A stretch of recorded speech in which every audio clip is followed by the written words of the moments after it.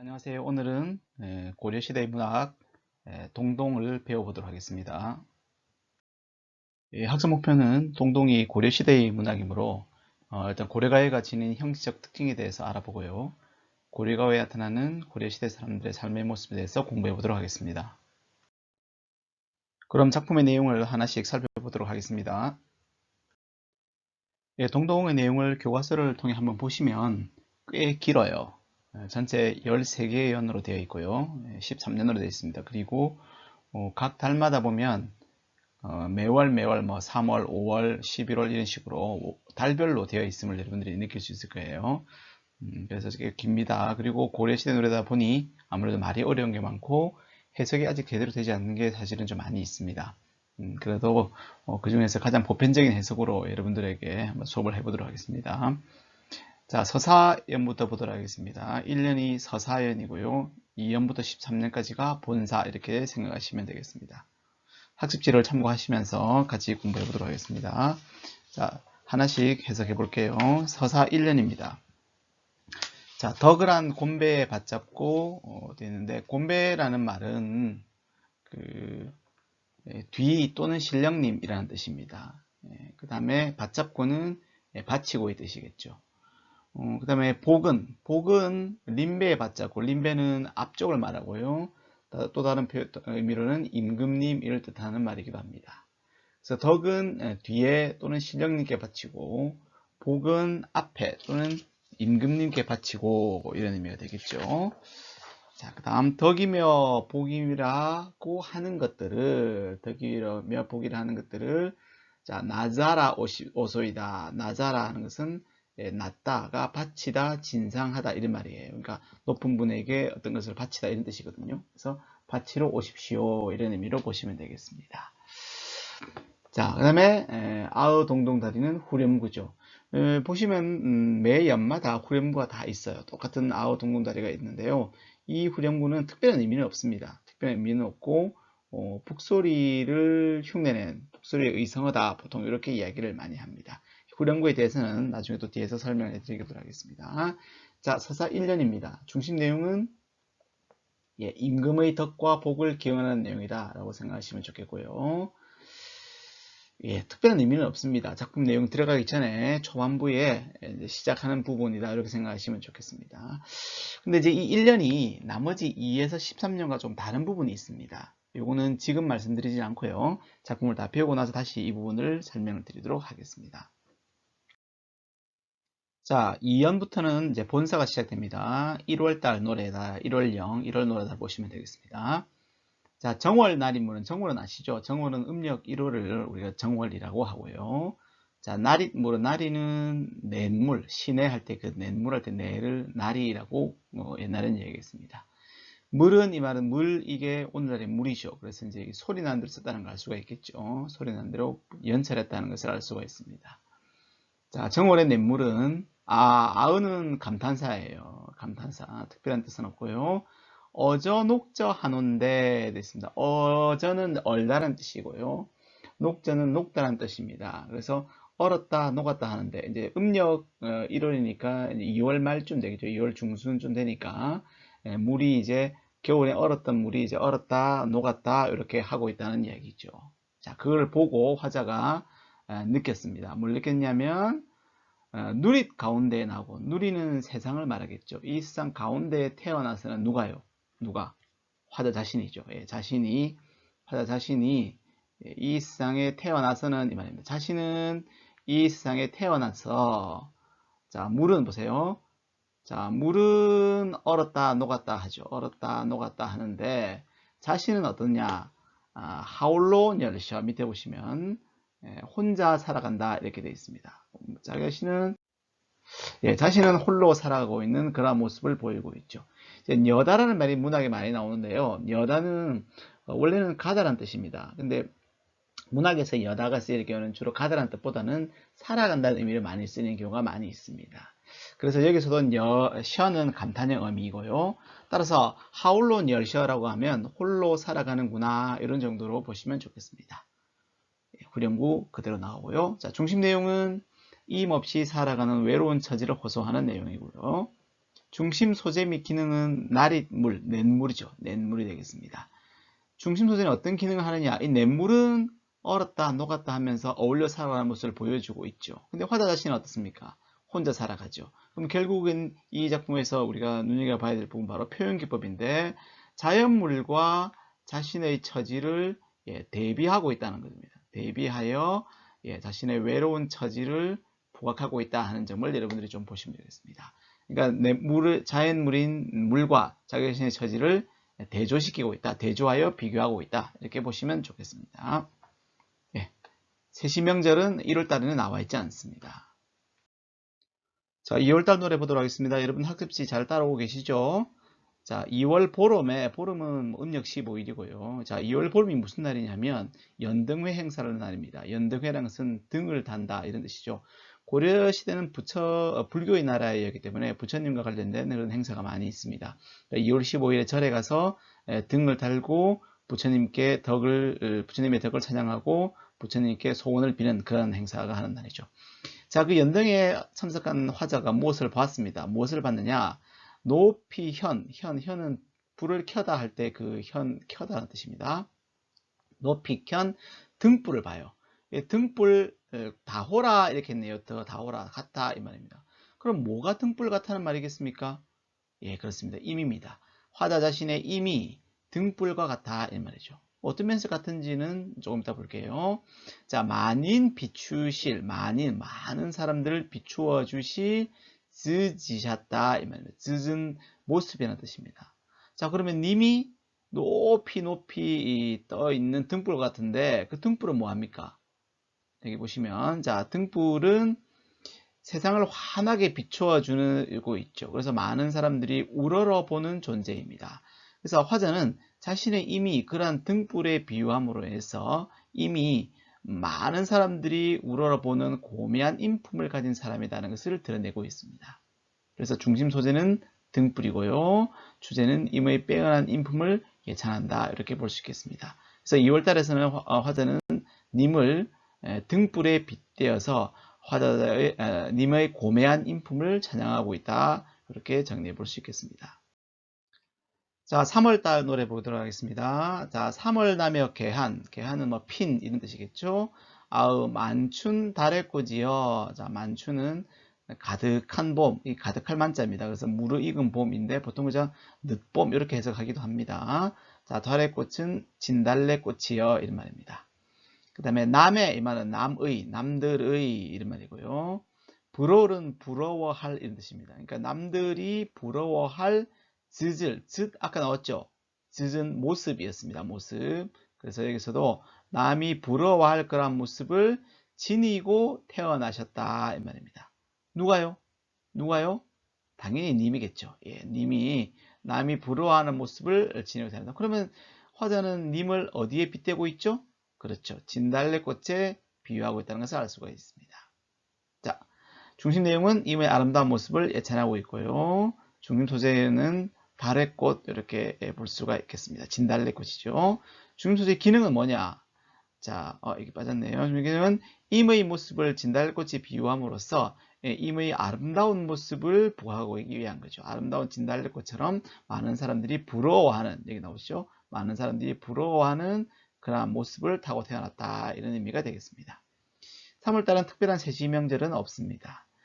자, 여기서 이제 우리가 그 학습지 제일 뒤에 보면 나와 있는데요. 사실 우리가 교재에는 이렇게 띄어쓰게 되어 있지만 실제로는 원문에는 띄어쓰기가 되어 있지 않습니다. 예전에는.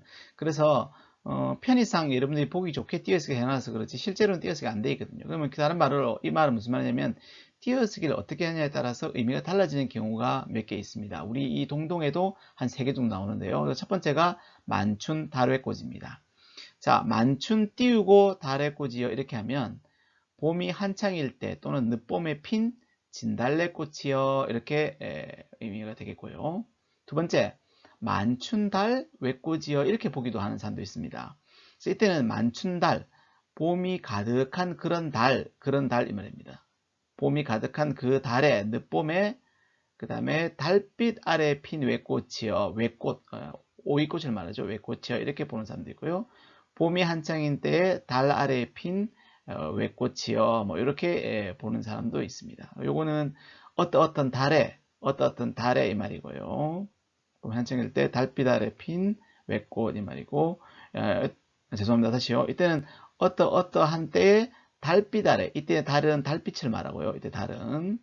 그 다음에 이때 달은 그 달이 아니고 어떠한 달에, 뭐 더운 달에, 추운 달에 할 때 그 달을 의미합니다. 시간적인 계절을 의미하는 거죠. 자, 이렇게 보기도 한다는 것 참고로 들어보시면 되겠습니다. 자, 3월 달은 화자는 님을 진달래꽃에 빗대어서 님의 아름다운 모습을 부각하고 있다. 이렇게 보시면 좋겠습니다. 자, 4월달 노래 보도록 하겠습니다. 자, 4월 아니 잊어죠. 4월을 잊지 않고, 오시는구나. 곡골이새가 나오는데 이 곡골이새는 꾀꼬리새입니다. 책에 나오죠. 꾀꼬리새요. 그 다음에 무슴타 말은 무심하구나 이 말이고, 녹사님은, 이 녹사라는 것은 그 고려시대 하급 관리입니다. 그래서 녹사라는 것은 임의 직업을 말하죠. 여기서 우리가 이걸 통해서 화자가 여성임을 알 수가 있습니다. 이유는 예전에는 벼슬하는 사람들 남자였기 때문에 녹사님이라고 부르는 걸 봐서 화자가 여성임을 우리가 알 수 있죠. 자, 그 다음에 옛날을 잊고 신되어 되어 있는데 이것도 아까 말씀드렸듯이 띄어쓰기 의미가 달랐습니다. 옛날을 하면 옛날을 잊으셨는가 이런 의미고요. 아니면 이렇게 만약에 띄운다 그러면 옛날의 날을 잊으셨는가 이렇게 보기도 합니다. 자, 어쨌든 4월에서는 어떤 내용입니까? 봄에 꾀꼬리가 돌아옴에도 불구하고 님은 돌아오지 않죠. 그래서 오지 않는 님을 그리워하며 원망한다 이런 뜻이 되겠고, 중심 소재는 당연히 곡골이새가 되겠죠. 자, 이때 어떤 기능을 하며 꾀꼬리는 잊지 않고 오는데 님은 오시지 않습니다. 그래서 자연문과 자신의 처지를 대비하여 자신의 외로운 처지를 부각하기 위한 그런 소재다 이렇게 볼 수가 있겠죠. 조심하셔야 될 게 우리가 이런 거 많이 배웠을 겁니다. 그죠? 화자는 꾀꼬리새를 보면서 뭡니까? 자신의 처지를 생각한다. 이렇게 여러분들이 잘 이해하시면 되겠고요. 따라서 객관적 상관물이다. 이렇게 이걸 말할 수 있겠죠. 곡골이새는 다른 말로 우리가 흔히 말하는 객관적 상관물이다. 이렇게 말할 수 있겠습니다. 조심하셔야 될 게 객관적 상관물이긴 하지만 감정이입은 아니죠. 감정이입은 아닐 겁니다. 그래서 꾀꼬리새와 화자의 그런 감정이 완전히 같지는 않으니까 단지 화자에게 외로움의 감정을 불러일으키는 그런 객관적 상관물로서 역할을 한다. 이렇게 보시면 좋겠습니다. 자, 세시명절은 4월은 없네요. 이렇게 정리해 보도록 하겠습니다. 자, 5월입니다. 5월 5일이 무슨 날입니까, 여러분? 네, 어린이날 아닙니다. 5월 5일은 단오입니다. 단오는 예전에 우리 농경사회에서 중요한 그런 세시풍속이었죠. 자, 5월 5일에 이날 다른 말로 하면 수린날이라고 합니다. 수린날 이렇게 말하는데 이때는 뭐 하냐면 아침에 약을 먹습니다. 약이라는 게 진짜 약은 아니고요. 약이라고 생각하는 그런 건데요. 익모초라는 풀이 있습니다. 익모초라는 풀을 달여서 그 물을 약이라고 생각하면서 먹는다 이런 의미예요. 그 약을 먹으면 어떻게 되느냐? 즈문 해를 천년입니다. 천년을 장수할 수 있는 약이다 이렇게 생각했던 거예요. 그래서 이렇게 천년을 장수할 수 있게 하는 좋은 약인 익모초 달인 물이니까 귀한 거잖아요. 님에게 드려야 되겠죠. 그래서 그 약이라서 님에게 바칩니다. 이런 의미죠. 이게 빠져 있습니다만 의미상으로는 임에게 바칩니다. 이런 뜻이죠. 그러니까 5월 5일 날 뭐합니까? 임의 장수를 기원합니다. 님이 오래 살기를 바라는 그런 마음이 드러나 있고요. 중심 소재 및 기능은 당연히 아침약이 되겠죠. 익모초를 달인 약이 되겠고요. 이 기능은 결국 임의 장수를 기원하는 그런 시간적인 의미를 갖는다. 이렇게 볼 수 있겠습니다. 세시명절은 당연히 수린날 되겠죠. 자, 5월달은 수린날을 맞이하여 익모초라는 풀을 끓인 달인 물을 님에게 올리면서 님의 장수를 기원하는 그러한 노래다 이렇게 볼 수 있겠습니다. 네, 이번에 6월달 노래 보도록 하겠습니다. 6월 보름이 나옵니다. 6월 보름이 뭐냐? 유두일이라는 또는 유두절이라고 하는 행사고요.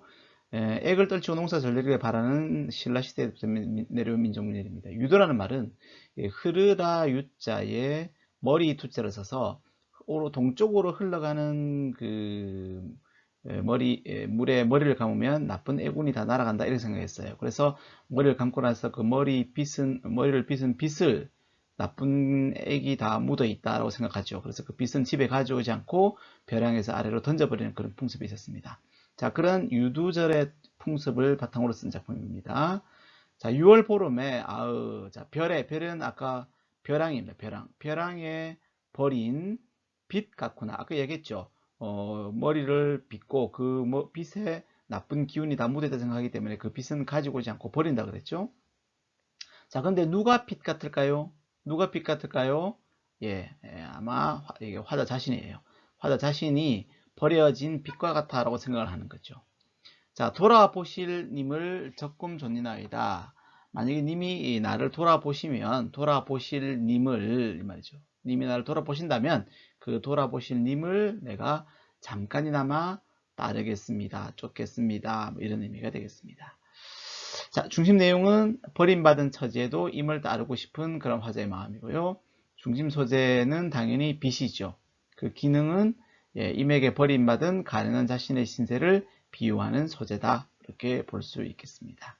세시명절은 당연히 유두일이 되겠습니다. 자, 6월은 유두절이라는 민속 행사를 바탕으로 해서 자기 자신을 버려진 그 빛에 비유해서 그렇지만 님이 자신을 생각해 준다면 님을 끝까지 따르겠다라는 자신의 마음을 표현한 노래다. 이렇게 볼 수 있겠습니다.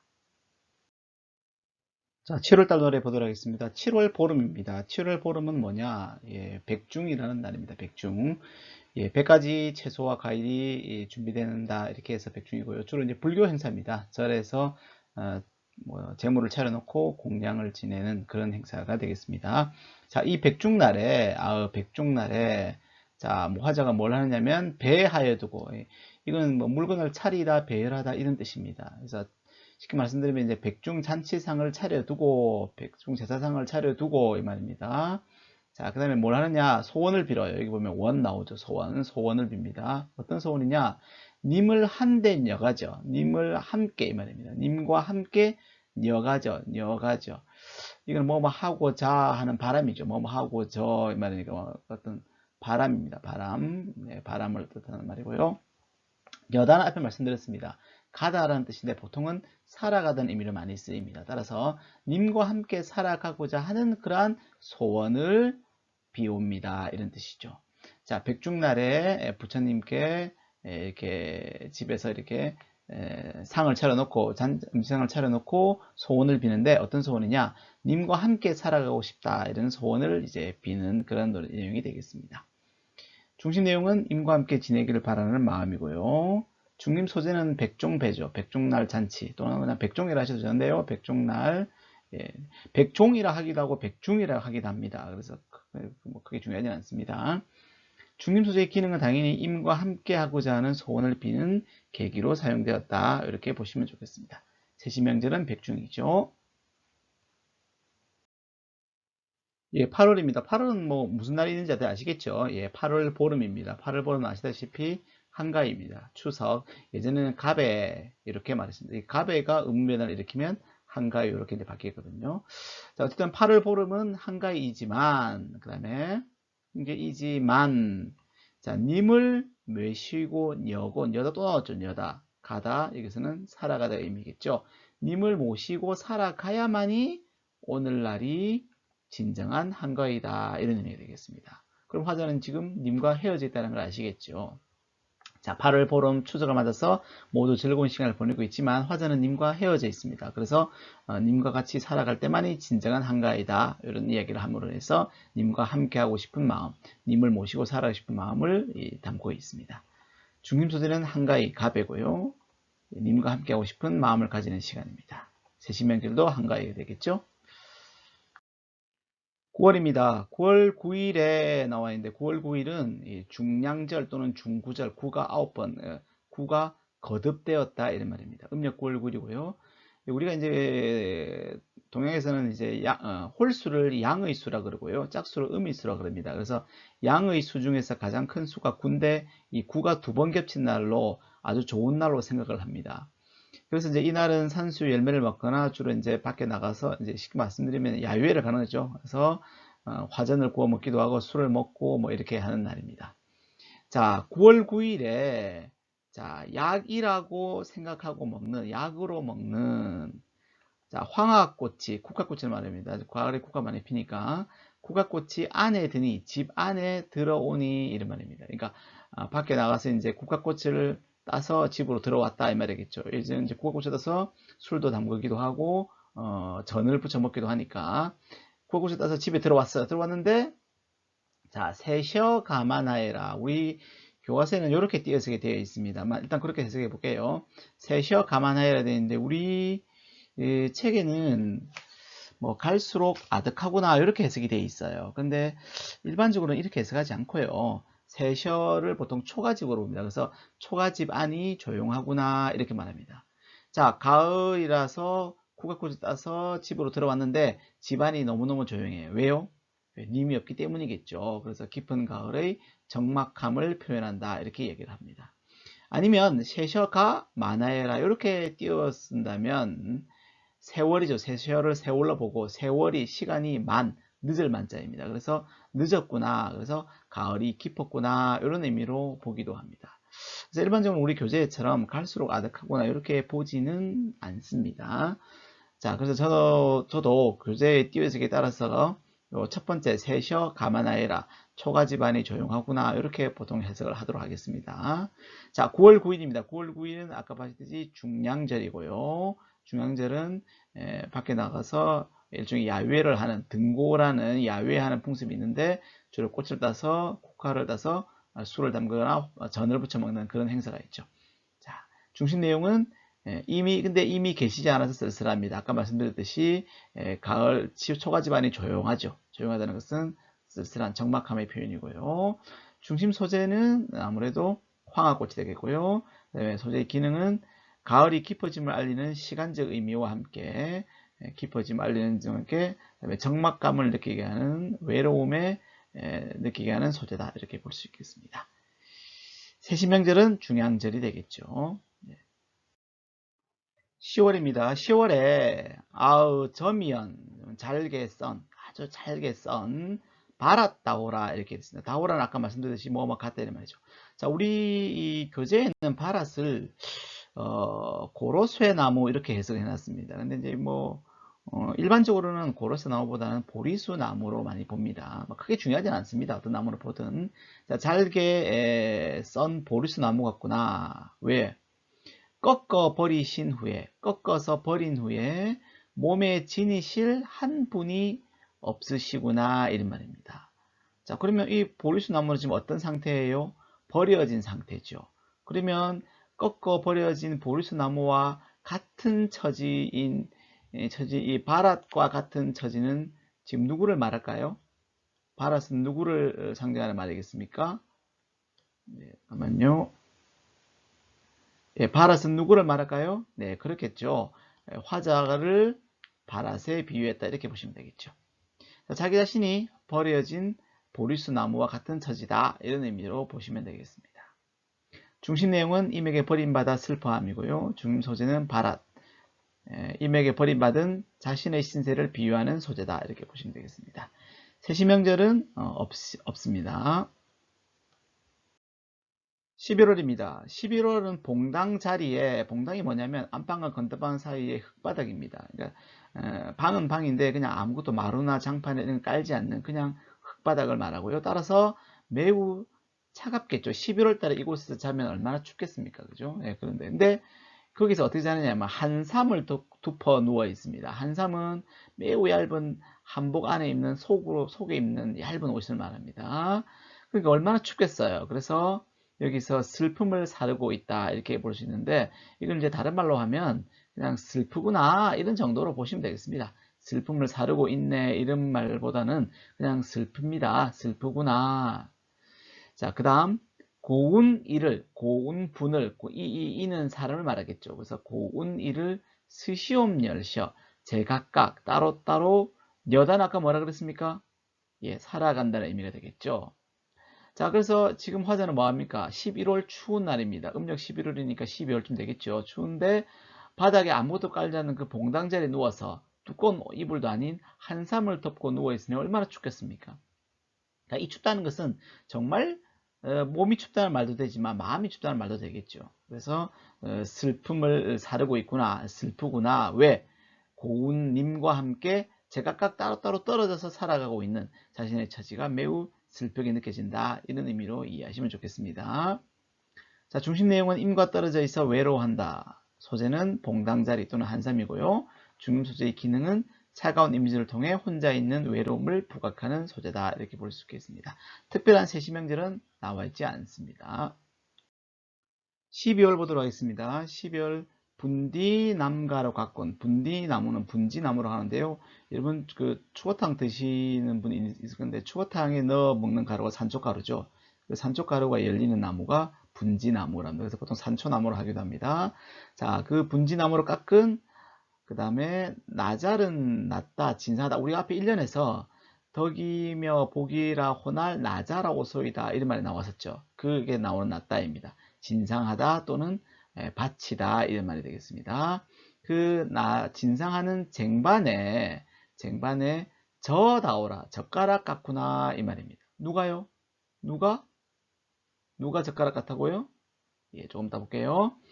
님의 앞에 들어오려니, 님의 앞에다가 가지런히 놓으니, 손님이 가져다가 물었습니다. 이 젓가락을 님 보고 사용하라고 님 앞에 갖다 놨는데 옆에 있던 손님이 물어버렸다는 얘기겠죠. 그럼 이 젓가락 입장에서 좋을까요? 싫을까요? 당연히 싫겠죠. 예. 결국 저는 화자 자신을 상징하는 말이다. 그럼 이 도시 내용이 무슨 내용이냐? 님과의 사랑이 이루어지지 않아 슬퍼한다는 내용입니다. 상당히 비유적인 표현이죠. 나는 이 님과 사랑이 이루어지기를 바랬습니다. 이 말이 님의 앞에 들어놓았다, 갖다 놓았다 이 말이에요. 근데 님이 사용하지 않고 손님이 가져다 물어봤으니까 다른 사람이 그러니까 내가 사랑하는 님과 사랑이 이루어지지 않고 다른 사람과 결혼하게 되었다 이런 의미예요. 그래서 님과의 사랑이 이루어지지 않아 슬퍼하는 내용이고요. 중심 수준은 당연히 저가 되겠죠. 중심의 기능은 역시 님과의 사랑이 이루어지지 못한 자신의 신세를 비유하는 내용이다. 이렇게 볼 수 있겠습니다. 특별한 세시명절은 나와 있지 않습니다. 자, 지금까지 여러분들 쭉 다 살펴봤는데요. 서사를 제외하고 2년부터 13년까지 1월부터 12월까지 매월 달별로 이렇게 내용이 전개되고 있다는 걸 확인할 수 있을 것이고요. 어떤 때는 님을 축원하고 님에게 사랑의 감정을 표현하기도 했고 또 어떤 때는 님이 오지 않아서 원망하기도 하는 그런 내용들이 이런저런 내용들이 섞여 있다. 이렇게 보시면 좋겠습니다. 자, 다시 1년으로 돌아가다 보겠습니다. 아까 우리가 제일 처음 배웠던 1년인데요. 아까 우리가 안 한 게 하나 있었죠. 바로 이 부분입니다. 1년이 나머지과 어떤 점이 다르냐 하는 부분을 한번 보도록 하겠습니다. 예, 대충 눈치를 좀 채실 건데, 자, 2년부터 13년까지는 월별로 남녀 간의 애정에 대한 그런 내용으로 되어 있죠. 반면에 1년은 임금의 덕과 복을 기원하는 내용입니다. 따라서 이 2년부터 13년까지의 내용과 1년의 내용이 통하지가 않아요. 1년이 분위기와 정서면에서 다른 년과는 다소 이질적인 그런 모습을 보여주고 있습니다. 자, 이게 왜 그러냐 하면, 아시다시피 이거는 고려시대의 노래죠. 고려시대는 중국에서 빌려온 한문이 아니면 문자가 없습니다. 그러다 보니까 고려시대의 노래는 한글 창제 이전까지는 구전, 입에서 입으로 전해져 오다가 조선시대 한글 창제 이후에 한글이 만들어진 이후에 궁중의 악사들에 의해 기록이 됩니다. 그래서 뭐 시용향악보, 악학궤번, 악장가사 이런 내용입니다. 다 뭐가 있습니까? 악장가사, 악학궤범, 시용향악보 악자가 들어있죠. 그래서 궁중의 악사들이 기록했습니다. 이 왜 기록하느냐? 이 노래들을 채집해서 악사들이 궁중의 잔치 때 이 노래를 이걸 연주를 했어요. 그러면 궁중의 잔치에는 누가 옵니까? 당연히 임금이 나오겠죠. 그러다 보니까 임금 앞에서 노래를 하거나 연주할 때 본래의 노래를 하기 전에 임금과 이 조선 왕조가 영원하고 잘 되기를 그런 바라는 축원의 말을 덧붙여 넣은 거예요.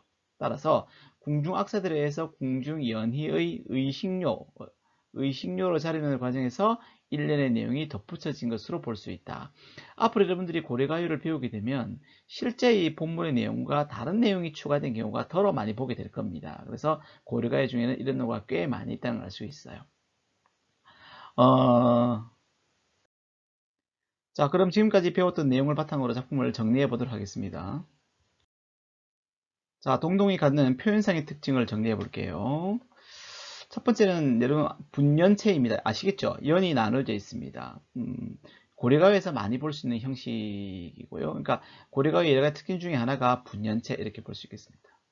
두 번째는 독특한 형식인데요. 달거리 형식이라고 합니다. 월령체입니다. 월령체. 그러니까 매달, 매월 어떻게 되어 있다. 월별로 내용이 전개되고 있습니다.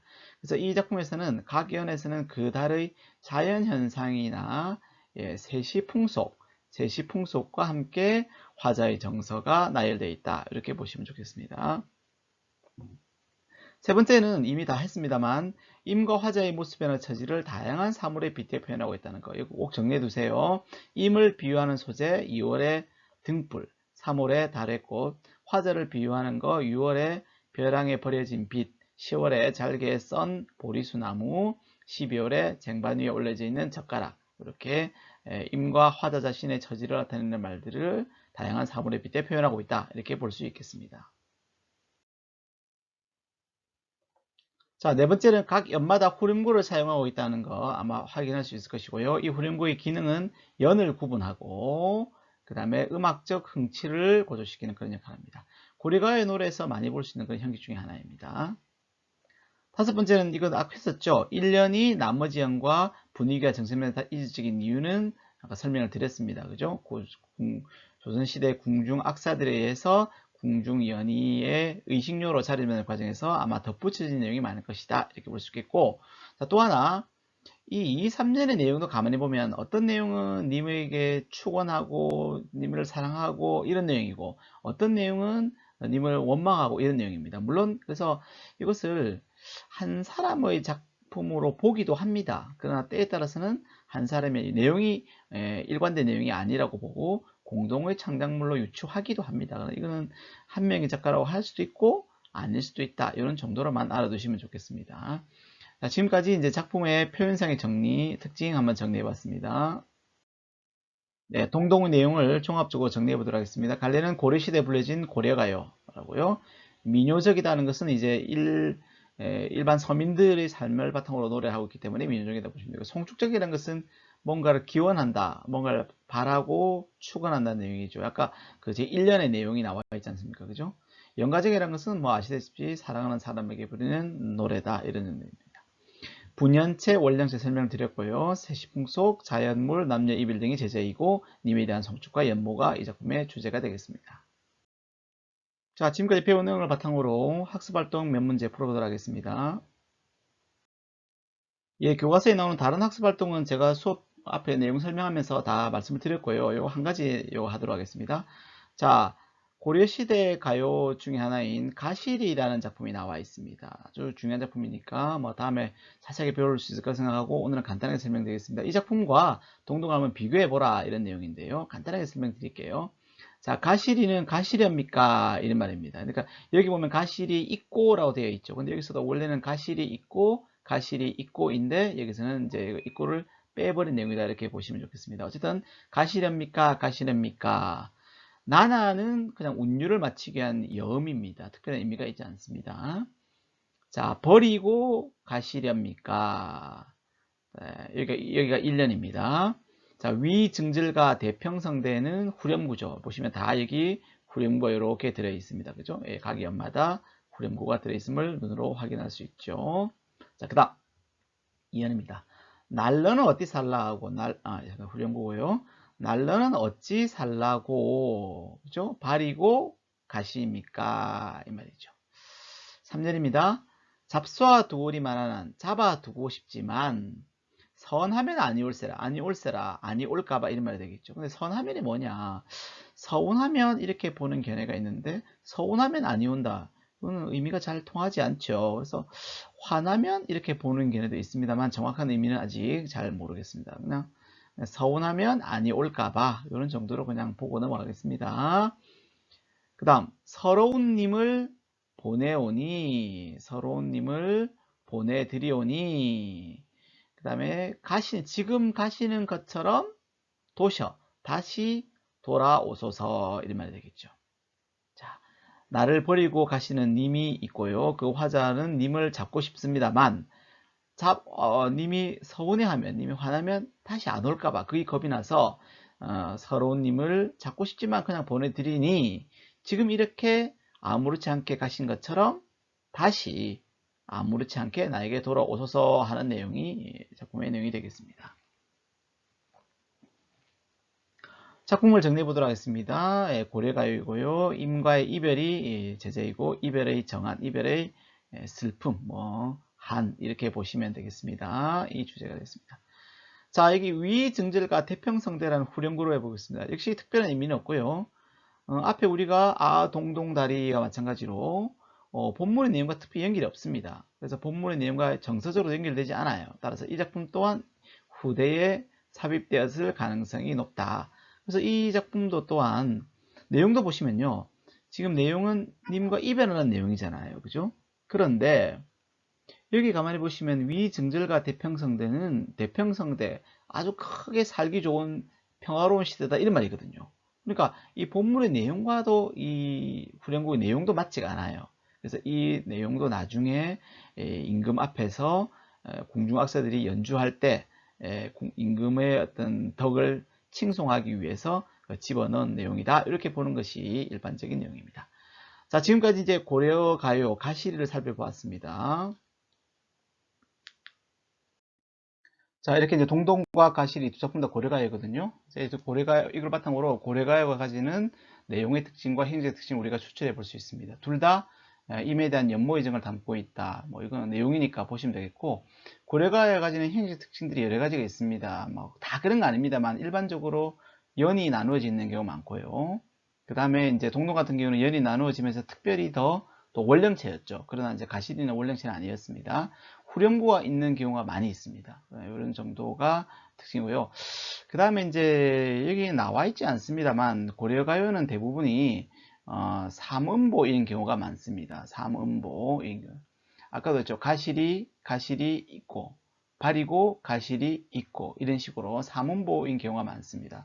근데 이제 동동이 약간 완전한 삼음보가 아니에요. 그래서 여기는 적진 않았습니다만 일반적으로 이제 고려가요는 삼음보인 특징이 좀 많이 있다는 것도 참고로 알아두시면 좋겠고요. 그 다음에 이제 고려가요가 주는 이제 문학적인 특징, 문학사적 의미를 한번 생각해 본다면 우리 책에는 나와 있지 않습니다만 문화사적 의미를 생각해 본다면 신라시대 노래도 우리가 전해져 오죠. 근데 신라시대 노래는 그 당시에 향찰이라는 것으로 기록이 되어 있어요. 그래서 이제 그 당시에 우리말의 모습을 정확히 알 수는 없습니다. 근데 이 고려시대의 노래는 구전이 되어 옵니다. 구전이 되어 오다가 바로 한글로 기록이 되죠.